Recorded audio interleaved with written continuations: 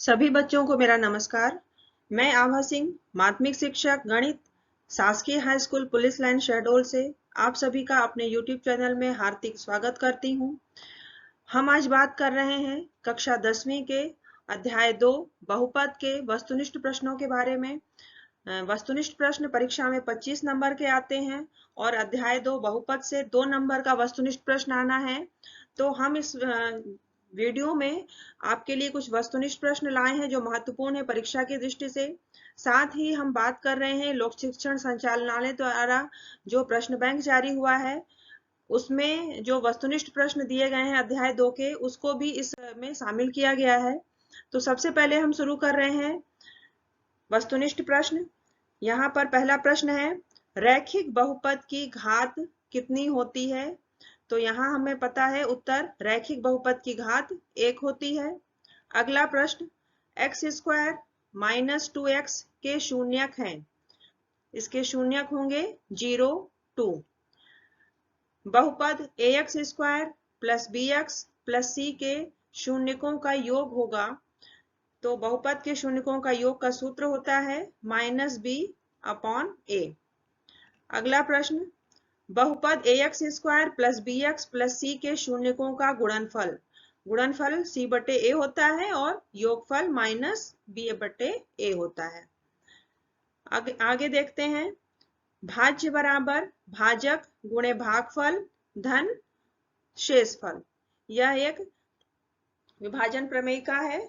यह कभी कभी खाली स्थान में पूछा जाता है प्रश्न। भाज्य बराबर भाजक गुणे भागफल धन शेषफल।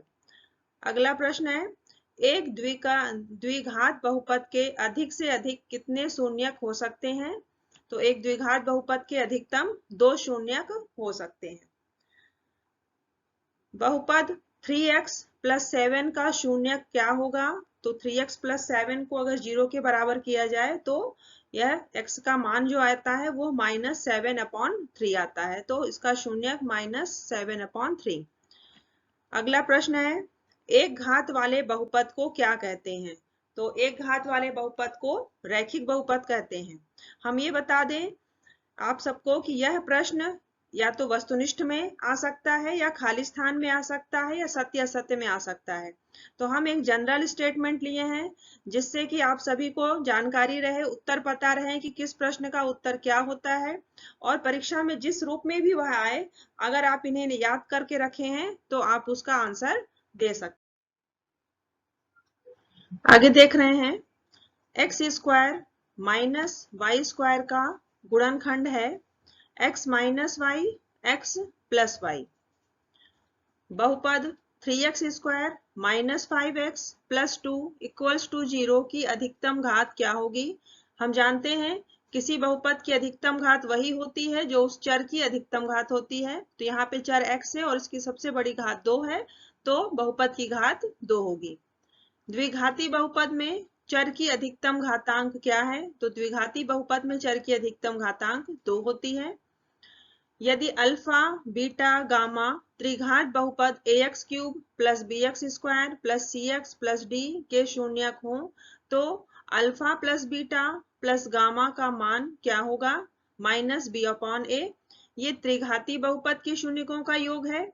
हम जानते हैं कि द्विघाती बहुपद के शून्यकों का योग भी -b/a होता है। तो दोनों का सूत्र एक ही है, चाहे वह द्विघाती बहुपद हो या त्रिघाती बहुपद। अगला प्रश्न, यदि अल्फा बीटा गामा त्रिघाती बहुपद ax cube plus bx square plus cx plus d के शून्यक है तो अल्फा बीटा गामा यानी अल्फा गुणे बीटा गुणे गामा का मान होगा -d/a। तो त्रिघाती बहुपद में तीनों शून्यकों का गुणनफल -d/a होता है। यदि अल्फा बीटा गामा त्रिघात बहुपद ax cube plus bx square plus cx plus d के शून्यक हो तो alpha beta plus beta gamma plus gamma alpha का मान क्या होगा? तो इसका मान होगा c/a।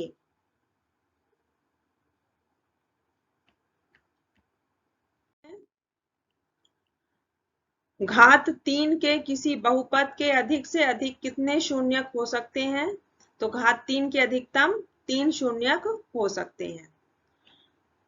बहुपद एक्स स्क्वायर माइनस 3 के शून्यक क्या होंगे? तो इसके शून्यक होंगे प्लस माइनस √3। बहुपद x square plus x minus 12 के शून्यकों का गुणनफल क्या होगा? तो उस गुणनफल का सूत्र लगेगा C/A, तो उससे यह मान आया -12। 18वां प्रश्न देख रहे हैं। X square plus AX plus 2 का एक गुणनखंड x प्लस 1 है, तो a का मान क्या होगा? यहाँ पर गुणनखंड प्रमेय लागू की जाती है और उसके आधार पे अगर हम हल करेंगे तो a का मान मिलता है 3। दो बहुपदों का गुणनफल कितना होता है? तो अगर हमने दो बहुपद को गुणा किया है तो उसका गुणनफल भी एक बहुपद ही प्राप्त होता है। तो बहुपदों का गुणनफल बहुपद होता है। आगे देख रहे हैं, चर के वे मान जिनको बहुपद में रखने पर बहुपद का मान शून्य हो जाता है, शून्यक कहलाते हैं। चर के वे मान जिसको बहुपद में रखने पर बहुपद का मान शून्य हो जाता है, उसे क्या कहते हैं? शून्यक कहते हैं। अंतिम प्रश्न है, एक बहुपद जिसके शून्यक -3 व 4 हो, तो वह बहुपद क्या होगा? x प्लस 3 और x माइनस 4, ये इसका आंसर है। तो ये हमने इस तरह से 21 ऑब्जेक्टिव देखे इस अध्याय के, और बहुपद से केवल 2 ऑब्जेक्टिव आना है। निश्चित है कि इन 21 में से कोई ना कोई 2 ऑब्जेक्टिव जरूर फंसेगा, या तो वह वस्तुनिष्ठ के रूप में होगा या रिक्त स्थान के रूप में होगा।